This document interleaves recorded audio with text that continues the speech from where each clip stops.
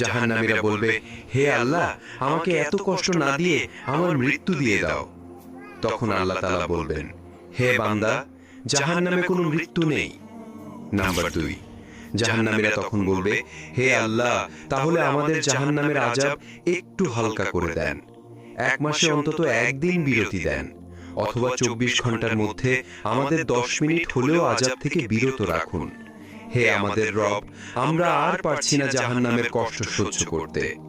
তখন আল্লাহ তাআলা বলবেন, 1 সেকেন্ডের জন্য জাহান্নামের আযাব কমানো হবে না। নাম্বার 3, জাহান্নামীরা বলবে, আল্লাহ, আমাকে দুনিয়ায় আরেকবার পাঠিয়ে দিন। আমি দুনিয়াতে গিয়ে শুধু আপনার ইবাদত করব। তখন আল্লাহ বলবেন, দুনিয়াতে আর ফেরত দেওয়া হবে না। আমি তোদের হায়াত দিয়েছিলাম, কিন্তু তোরা আমল করিসনি, সুতরাং তোরা চিরকাল জাহান্নামে পড়ে থাক।